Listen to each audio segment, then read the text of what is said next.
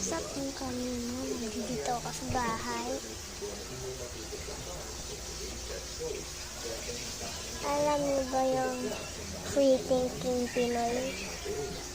Meron ito na kung gano'n. Mga animal yung nandudun. Tell you. Free thinking Pinoy. Yan.